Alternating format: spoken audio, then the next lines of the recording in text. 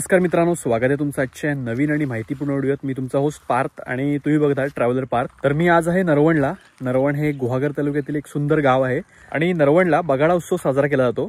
बगाडा म्हणजे नवस फेडणे आणि दरवर्षी कार्तिक दर्श अमावस्येला हा बगाडा उत्सव साजरा केला जातो। तर आजच्या व्हिडिओत मी नरवणचा बगाडा उत्सव कव्हर करणार आहे। तर हा व्हिडिओ शेवटपर्यंत नक्की बघा, नक्कीच तुम्हाला आजचा हा व्हिडिओ आवडेल आणि जर तुम्हाला हा व्हिडिओ आवडला तर व्हिडिओला नक्की लाईक करा। चला तर मग व्हिडिओला सुरुवात करूया।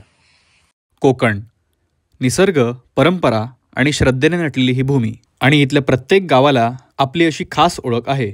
आज आपण आलो आहोत रत्नागिरी जिल्ह्यातील गुहागर तालुक्यात वसलेल्या नरवण गावात एका अनोख्या आणि प्राचीन परंपरेचा साक्षीदार बनायला, ज्याला म्हणतात बगाड उत्सव। नरवणमध्ये श्री व्याघ्रांबरी देवीचा बगाड उत्सव हा गावकऱ्यांसाठी शिमग्यानंतरचा सर्वात मोठा उत्सव मानला जातो। याच दिवशी म्हणजे कार्तिक दर्श अमावस्येला पारंपरिक बगाडा साजरा केला जातो। थोडक्यात सांगायचं झालं तर बगाडा म्हणजे देवाला केलेल्या नवसाची पूर्तता करण्याची एक पद्धत। बगाड उत्सवाची सुरुवात होते कार्तिक दर्श अमावस्येच्या सकाळी, जेव्हा देवीचे रूपे लागतात आणि बगाड सजतो। बगाड म्हणजे सुमारे 25 फूट उंच असलेला खांब आणि त्यावर ठेवलेला लाकडाचा लाट, जो सुमारे 40 फूट लांब असतो, ज्याच्या एका बाजूला दोरी आणि दुसऱ्या बाजूला लोखंडी आकडे असतात। तेच लोखंडी आकडे जे मानाच्या व नवस फेडणाऱ्या भाविकाच्या पाठीवर टोवले जातात।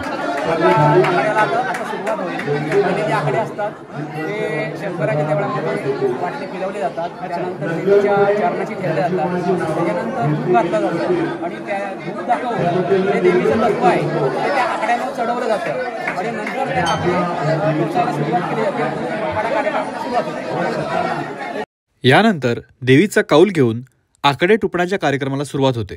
आकडे टुपून घेण्याचा सर्वात पहिला मान असतो तो नरवणकरांचा। हे आहेत मदन काका, जे गेले 35 वर्ष सलग आकडे टुपून घेत आहेत। यंदाचा त्यांचा शेवटचं वर्ष आहे। आणि तुम्हाला हे आकडे टुपून किती वर्ष झाली, म्हणजे किती वर्ष तुम्ही? 35 वर्ष टुपतोय। 35 वर्ष आणि सतत 35 वर्ष। अच्छा। आणि वय 63। वय 63। अच्छा। आणि म्हणजे प्रत्येक वेळेस तो पहिला मान तुमचाच असतो म्हणजे ना? देवीचा बारसा पाडी असते ती मान नरवणकरांचा आणि मी बाकी काही इतर नवस नवसाचा मान तुमचा असतो। पहिला मान नरवणकरांचा आणि हा नवस कोणत्या असते ते ठेवायचं। अच्छा। आणि हा तुमचा यंदाचा शेवटचा वर्ष आहे? शेवटच्या वर्षामुळे पुढच्या वर्षी तुम्ही नाही दिसणार म्हणजे?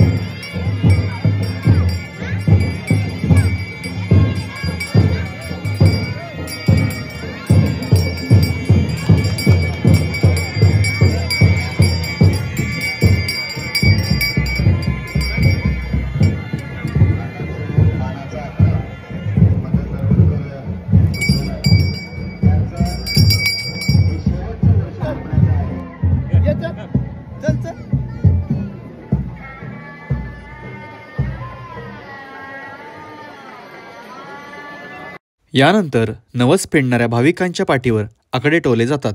जे भाविक आकडे टुपवून घेतात त्यांचा एक दिवस आधीपासूनच उपवास सुरू होतो. उपवास एवढा कडक असतो की साधी थुंकीही गिळायची नसते. दादा नमस्कार. तुझं नाव सांग आणि मला. अक्षय सुरेश खेडेकर, नरवण. ठीक आहे. तुझं आता हे कितवं वर्ष? दुसरं वर्ष. आणि आकडे टोवायच्या आधी आणि त्यानंतर कसं वाटतं ते जरा सांग आपल्या प्रेक्षकांना. आकडे टोवायच्या अगोदर आपण उपवास करतो, काय वाटत नाही. तर आजची गेली रात्र 12 वाजल्याची आणि आता आकडे टोपेपर्यंत काहीच खायचं प्यायचं काय नाही, तुमची सुद्धा घ्यायची असं कडक. एवढं कडक असतं म्हणजे तुमची पण नाही घ्यायची. बाकी नंतरचं वेगळं आपण ते देवीकडे सोडायचं. कारण ती श्रद्धा असल्यावर आपण काहीच शक्य होतं सगळं. म्हणजे आपण म्हणतो ना देवीचं पाणी येतं त्यासारखंच असतं. ठीक आहे, धन्यवाद.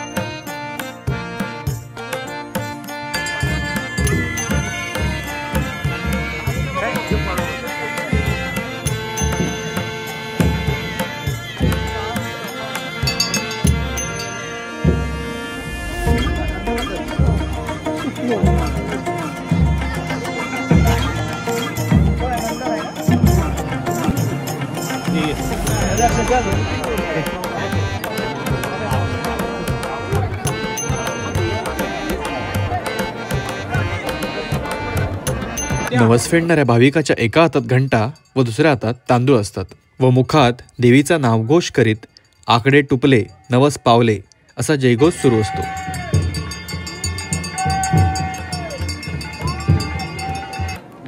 टुपवलेले आकडे काढताना त्या भाविकाला एका घोंगडीवर झोपवले जाते व ते आकडे काढले जातात.